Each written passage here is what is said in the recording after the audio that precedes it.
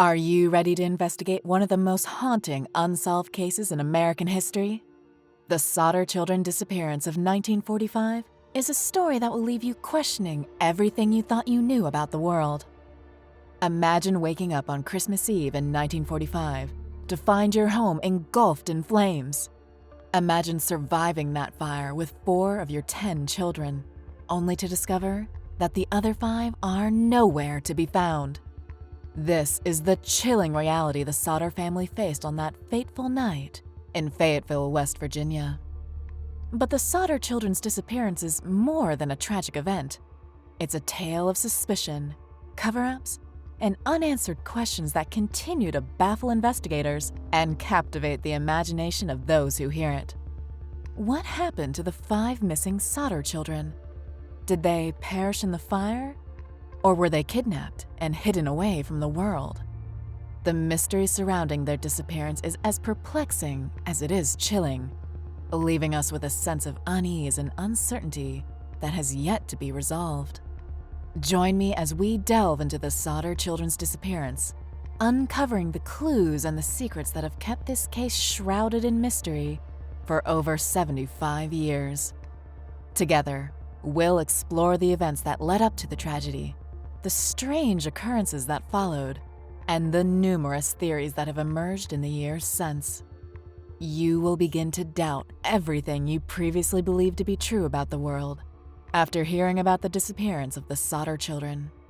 So, grab a seat and prepare to be immersed in the mystery and suspense of one of American history's most eerie unsolved cases. In 1895, George Sodder was born Giorgio Sodu in Tula, Sardinia, Italy. 13 years later, he traveled to the United States with an older brother who returned home as soon as both boys cleared customs at Ellis Island. George, as he became called, would not speak much about why he had fled his birthplace for the remainder of his life. Sodder finally found work on Pennsylvania railroads, transporting water and other supplies to workers. After a few years, he got a job as a driver in Smithers, West Virginia.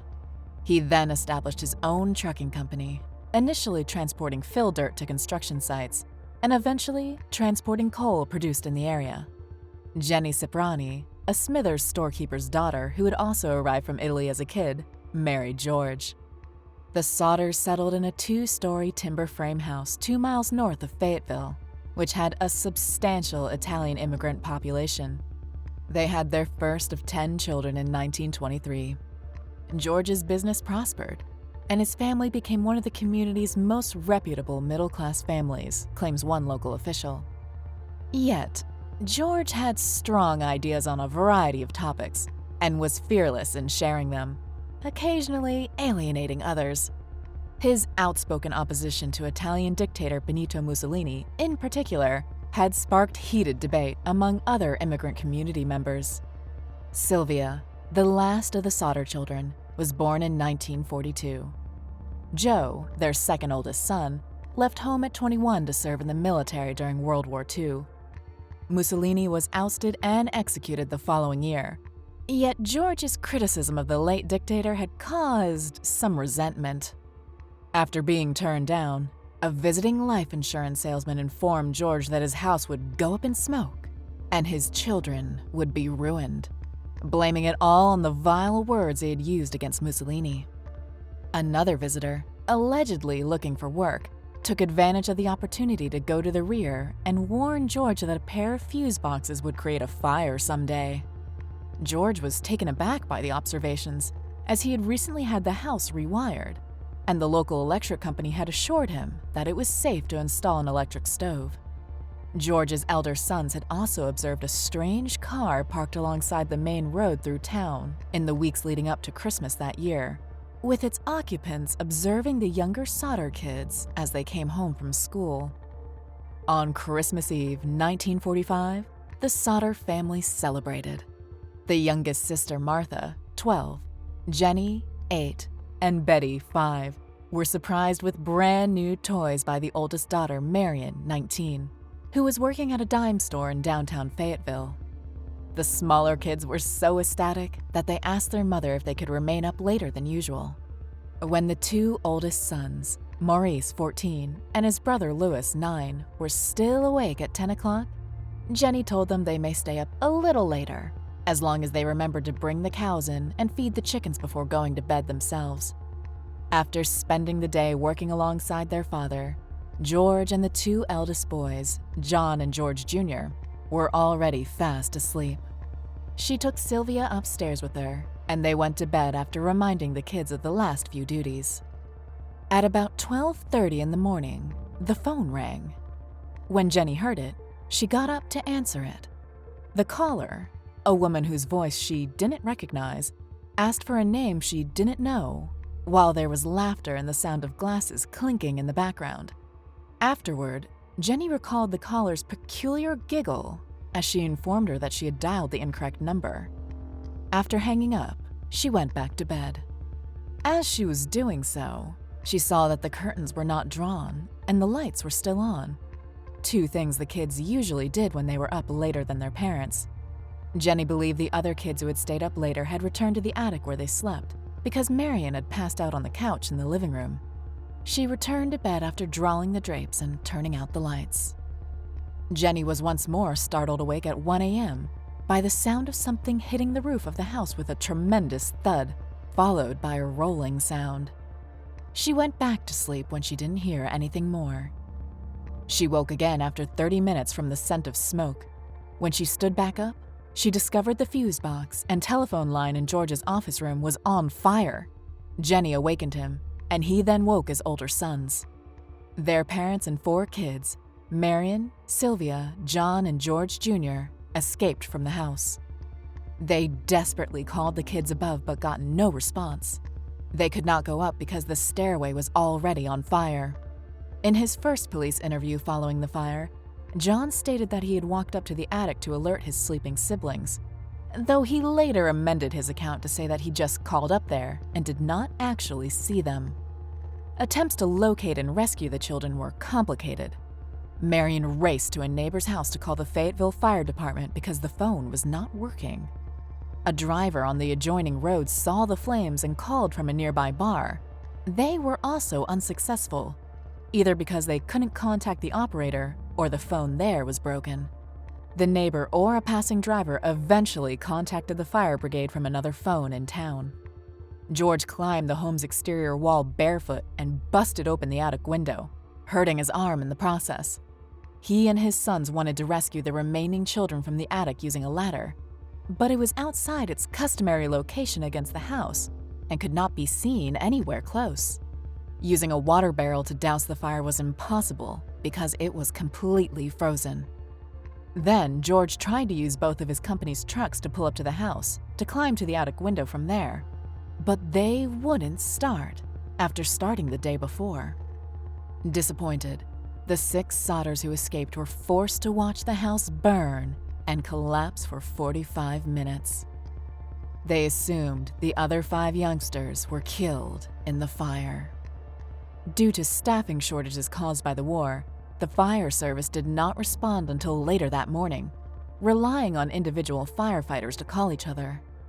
The next day, Chief F.J. Morris explained that his inability to drive the fire engine delayed the already tardy response, forcing him to wait until someone could drive was available. The firefighters, one of whom was Jenny's brother, could only gaze through the ashes left in the Sodders' basement. Morris informed the Sodders at 10 a.m. that they had not discovered any bones, as could have been expected if the other children had been in the house when it burnt. According to another report, they did uncover a few bone fragments and internal organs, but chose not to inform the family. Current fire specialists have also highlighted that their search was, at best, superficial. Yet, Morris felt that the 5 unaccounted-for youngsters died in the fire, implying that it was hot enough to burn their bodies. The next day, the local coroner held an inquest and decided that the 5 children had probably died in the fire, even though no human bones were discovered. The fire was hot enough to cremate the remains completely and was thought to have been started by faulty wiring. One of the jurors was the man who had threatened George with having his house burned down and his children murdered in retaliation for his anti-Mussolini utterances.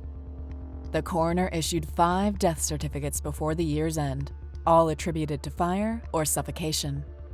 While their surviving children did attend the funeral on January 2, 1946, George and Jenny were too bereaved to do so.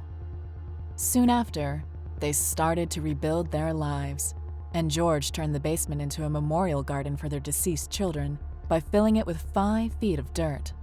Even though Jenny started to think the kids they remembered might still be alive, she cared for the garden for the rest of her life.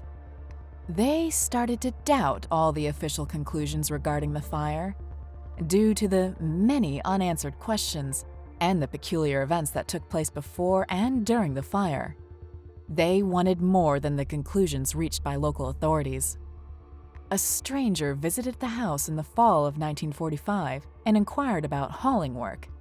He walked around the back of the house and said, "This is going to start a fire someday," pointing to 2 fuse boxes.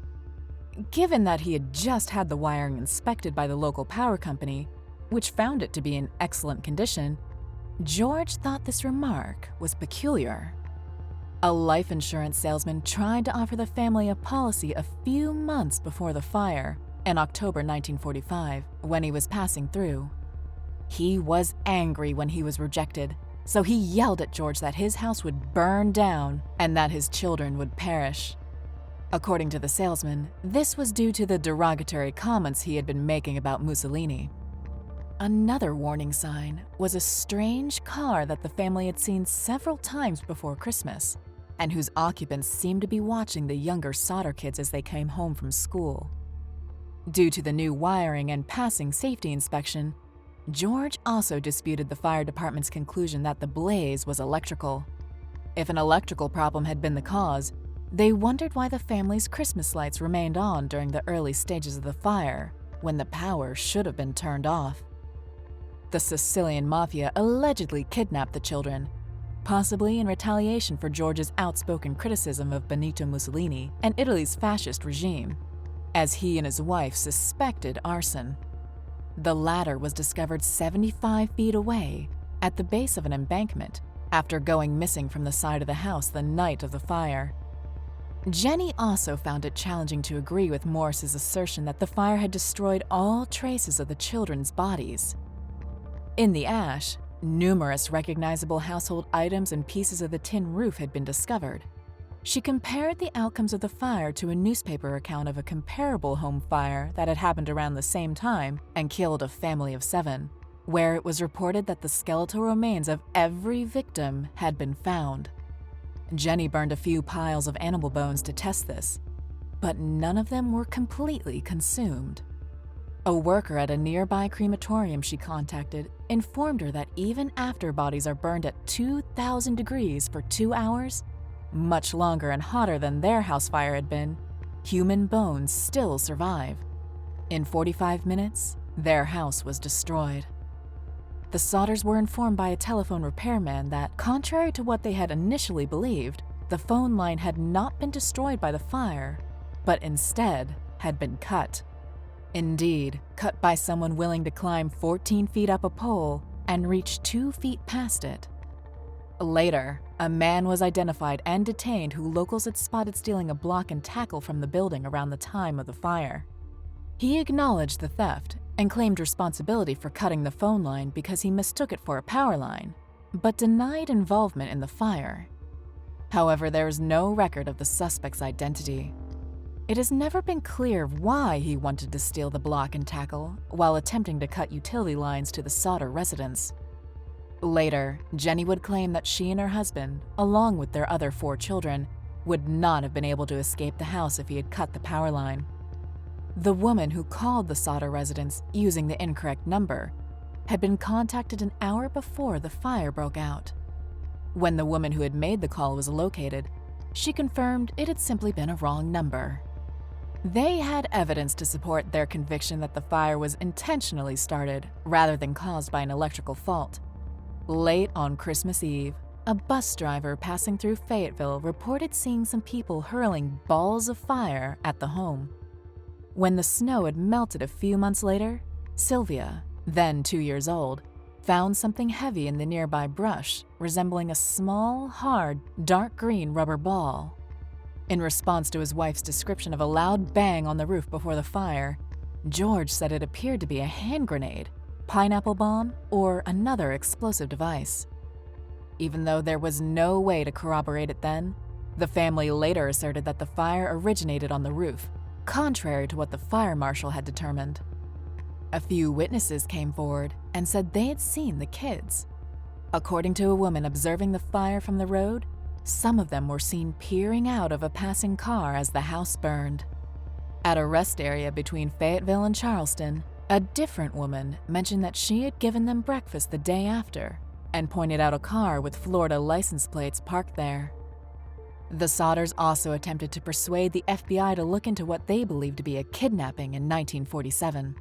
In response to his letters, Director J. Edgar Hoover wrote, "Although he would like to give assistance, the related matter appears local and falls outside the purview of this Bureau's investigative powers." However, he added that he would order agents to help if the local authorities asked for the Bureau's assistance. The Fayetteville Fire and Police Departments, however, declined to do so. With so many unanswered questions, the Sodders hired C.C. Tinsley, a private eye from the nearby town of Golly Bridge. The Sodders informed Tinsley that the insurance salesman, who had threatened them with a fire a year earlier due to George's anti-Mussolini views, had served on the coroner's jury that determined the fire was an accident. The investigator also learned of rumors going around Fayetteville that Morris had discovered a heart, which he later packed into a metal box and slyly buried, despite his report to the Sodders that no remains had been discovered in the ashes. George received confirmation from the local minister after Morris had confessed to him. After they confronted him with this information, Morris agreed to show George and Tinsley where he'd buried the metal box. As a result, they dug it up. However, when a nearby funeral director looked inside the box, he discovered it was filled with a beef liver that had never been around a fire. Morris would later acknowledge that the box was not a product of the blaze, but he had left it there, hoping that the Sodders would discover it and conclude that the missing kids had perished. Oscar Hunter, a pathologist in Washington, D.C., was persuaded by George to oversee a new dig through the dirt at the house site in August 1949. Artifacts were discovered after a thorough investigation, including some coins and a dictionary that belonged to the kids. Several tiny bone fragments were also discovered, and it was found that they were human vertebrae. Marshall T. Newman, a specialist at the Smithsonian Institution, identified the bone fragments as being from the same person's lumbar vertebrae. According to his estimation, the victim's age would have ranged from 16 to 22. Since the oldest, Maurice, had been 14 at the time, this age range determined it was unlikely these bones were from any of the 5 missing children. Additionally, Newman stated no signs of flame exposure on the bone. Later, Detective Tinsley is said to have confirmed that the bone fragments originated from a cemetery in nearby Mount Hope. Still, he could not explain why they were taken from the cemetery or how they ended up at the fire site. The investigation's findings attracted considerable attention, and the West Virginia legislature held 2 hearings in 1950. The Sodders were informed by Governor Okie L. Pattinson and State Police Superintendent W.B. Burchett that the case was hopeless, and that the state had closed it. The FBI determined it had jurisdiction over the potential interstate kidnapping, but abandoned the investigation after 2 years of exhausting all possible leads. But the Sodders held on to their optimism. The children's images were printed on flyers offering a $5,000 reward for information. They quickly doubled it to $10,000. They erected a billboard at the house's location in 1952 and one close to Ansted along U.S. Route 60. The children were spotted because of the billboard. One came from Charleston hotelier Ida Crutchfield. She claimed to have seen them about a week after the kids vanished. She claimed that 2 men and 2 women who appeared to be Italian had arrived with the kids around midnight. She claimed that one of the men glared at her angrily when she attempted to speak with the kids, before turning around and speaking quickly in Italian. The following morning, the group departed early. Investigators did not, however, believe her account of events. George personally pursued several leads. He went to St. Louis, Missouri, after hearing from a woman there that Martha was being kept in a convent, only to be let down. He also talked to a Texas bar patron who said he overheard two other people discussing a fire that occurred on Christmas Eve in West Virginia a few years earlier in an accusatory manner. George demanded proof that the children were his own after hearing that one of Jenny's relatives in Florida had a similar appearance to him. Additionally, he investigated a Houston-based tip that two of his sons were in Texas. None of these turned out to be important.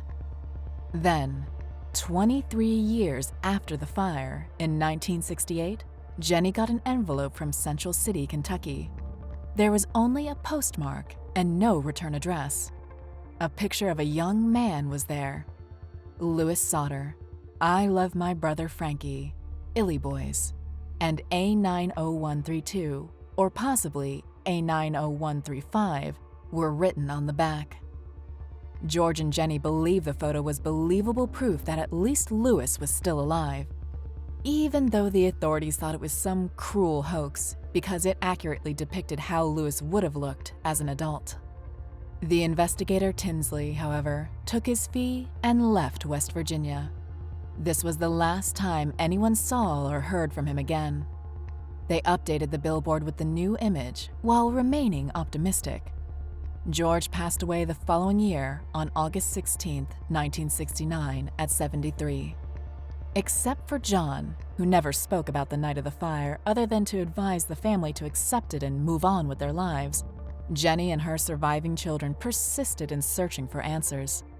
Jenny continued to live in the family home after George passed away, and for the rest of her life, she tended the garden where the former house once stood, while dressing in black as a sign of mourning.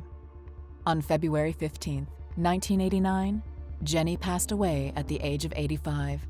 The family eventually removed the faded, weathered billboard after that. Following that, the remaining Sodder children continued to publicize the case and look into leads with the help of their kids. The youngest member of the family, Sylvia Sodder Paxton, passed away on April 21, 2021, at 79. If they lived, her older missing siblings are likely no longer missing, but dead. Thank you for joining me today as we explored the tragic and mysterious case of the Sodder Children's disappearance. The story is one of American history's most puzzling and unsolved cases, leaving us with many unanswered questions. What happened on that fateful night? Were the children kidnapped, or did they perish in the fire? As always, if you have any thoughts, theories, or insights, please leave them in the comments below. And remember to subscribe and hit the notification bell for more true crime stories like this. Until next time, stay curious, stay vigilant, and never stop seeking the truth.